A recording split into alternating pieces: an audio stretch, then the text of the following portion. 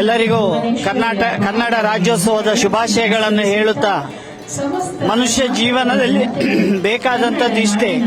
ಯಾವಾಗ ಅವ ಭೂಮಿಗೆ ಬರುವಾಗ ಆ ಹೊತ್ತುಕೊಂಡು ಬಂದಂತ ಋಣಗಳನ್ನು ತೀರಿಸ್ತಾನೋ ಅಲ್ಲಿ ಅವನಿಗೆ ದೇವರು ಮತ್ತು ಆ ಭೂಮಿ ತಾಯಿ ಒಲಿತಾಳೆ ಅಂತ ಹೇಳುವುದಕ್ಕೆ ಇದು ಸ್ಪಷ್ಟ. ನಾವು ಯಾವಾಗ ನಾವು ಹುಟ್ಟಿದಂತ ಕುಟುಂಬವನ್ನು ಪ್ರೀತಿಸ್ತೇವೋ ಅಲ್ಲಿ ದೇವರ ಅನುಗ್ರಹ ಸಿಗ್ತದೆ.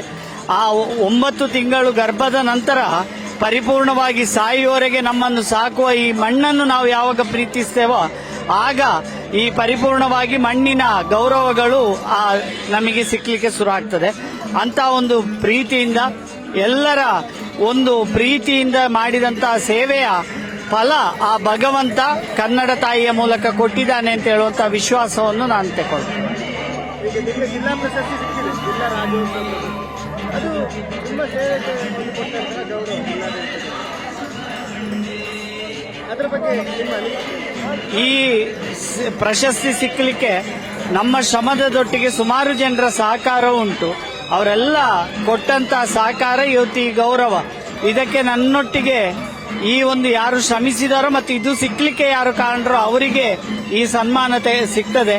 ಅವರ ಪರವಾಗಿ ನಾವು ತೆಕ್ಕೊಳ್ಳುವಂಥದ್ದು. ಧನ್ಯವಾದ.